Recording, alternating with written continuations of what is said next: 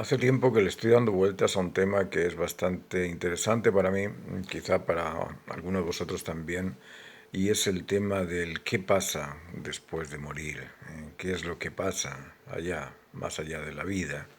Y es muy curioso el planteárselo y el indagar en ello porque nosotros vivimos y la vida es como un proceso, es simplemente un proceso de consecución de algo, ¿no? Nosotros durante el día a día lo que estamos haciendo es resolver temas, resolver problemas, solucionar esas necesidades, esos intereses, esos deseos que nos van surgiendo en el camino.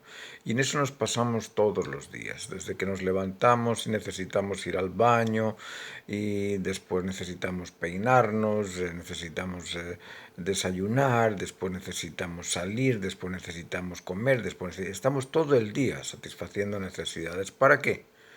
Para el establecimiento de algo que no participa de la vida, para el establecimiento del sentirse satisfecho.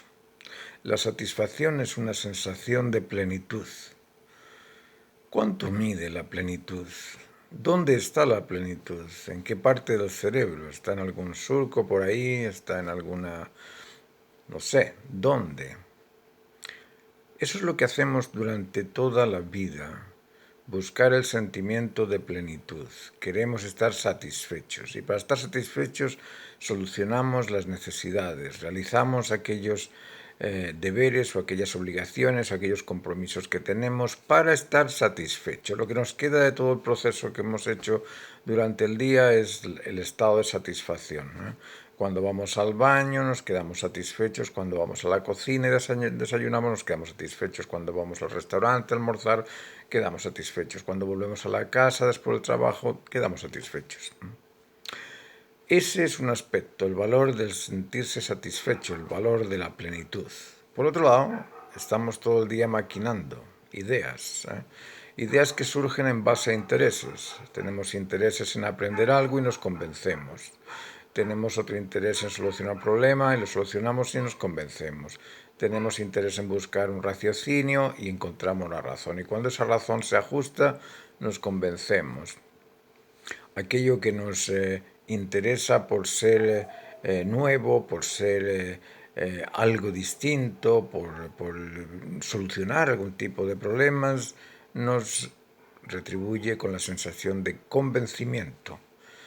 ¿Cuánto mide el convencimiento? ¿Cuánto pesa el convencimiento? ¿En qué estado está? ¿Sólido? ¿Líquido? ¿Gaseoso? El convencimiento se establece.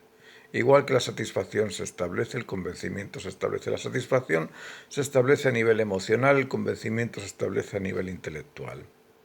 También necesitamos hacer cosas, ¿eh? La voluntad por degustar de un beneficio nos motiva a realizar cosas, ¿eh? Esa expectativa de disfrutar del beneficio es la que nos motiva a hacer por conquistar, a hacer por cumplir, a hacer por completar. Y cuando tenemos aquello que hemos cumplido completo, completo cumplido es un valor que ¿dónde queda? ¿Cuánto mide? ¿En qué estado está? ¿Es sólido lo cumplido? ¿Es gaseoso lo cumplido? ¿Es líquido lo cumplido? No. Lo cumplido se establece. Es decir, tenemos tres aspectos dentro de nuestra naturaleza. El aspecto emocional sensible que establece sentimientos. El aspecto intelectual cognitivo que establece convencimientos. Y el aspecto motivacional o creativo que establece el cumplimiento de los deberes o el logro de las conquistas. El campeón se establece. El genio se establece, la razón se establece, la justicia se establece, el amor se establece. Pasamos toda la vida estableciendo sensaciones, estableciendo convicciones, estableciendo responsabilidades. ¿Para qué? Para morirnos. ¿Y la muerte qué es? ¿Cuánto mide? ¿Es sólida? ¿Es líquida? ¿Es gaseosa la muerte? La muerte se establece. Luego el establecimiento de la muerte es el inicio de una nueva dimensión, la dimensión de lo establecido, la dimensión del valor. Por eso que es tan importante que en la Tierra tengamos la experiencia de conseguir estos valores que no existen en la vida, pero sí existen en la vida. Es como el conductor del auto. El conductor que aprieta el freno o el embrague o el acelerador, ese conductor conduce el auto. Y el auto y él pasan a ser solamente un cuerpo. Pero el conductor no es ni de plástico, ni de fierro, ni es un auto. Lo mismo pasa con nuestra conciencia.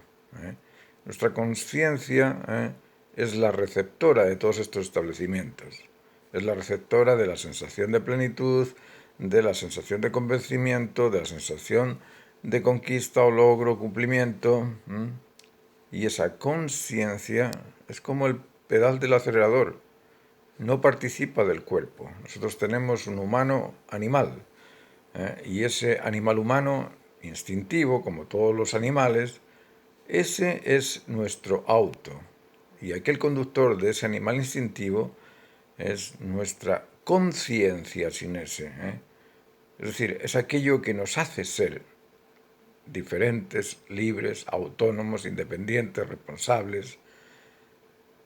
Ese ser independiente, autónomo y libre o responsable, ese ser es el ser humano. El animal humano es nuestro cuerpo, nuestros huesos, nuestros sistemas digestivo, respiratorio, cardiovascular, nervioso, etcétera, etcétera. Ese es nuestro animal humano, ese es nuestro auto. Pero el que mueve ese auto no es el auto. Por mucho que te digan que es tu cerebro el que hace las cosas, ¿cómo? ¿Dónde? ¿De qué manera el cerebro? Eso es como decir, bueno, es la guantera del auto, la que conduce el auto. No, señor. Es el pedal del conductor que aprieta el acelerador. Dígame, ¿qué es lo que inicia el primer pulsar del corazón? ¿Es el cuerpo? Si no existe cuerpo todavía. ¿De dónde viene el primer pulsar cardiovascular? Del embrión, o de esas células que todavía no llegan a ser embrión. ¿De dónde viene eso? Eso no es físico, ni es sólido, ni líquido, ni gaseoso. Podríamos decir que es espiritual, pero hablar de espíritu también no tiene sentido porque no podemos significarlo. No se puede significar el establecimiento de la bondad, de la verdad, del amor. No se puede. No se puede significar porque no tiene una información precisa, porque no existe bajo el punto de vista de ser algo recibido por nuestros sentidos. Nosotros podemos identificar aquello que nuestros sentidos nos permiten percibir, oír, gustar, tocar, pero aquello que no podemos percibir con nuestros sentidos no podemos explicarlo. Cuando en un juicio se piden las demostraciones, las pruebas, las pruebas son físicas, pero la intencionalidad no es física, la intención no es física, y lo que el juez necesita para poder evaluar si esas pruebas son o no son culpables o inocentes es la intención detrás de esos elementos.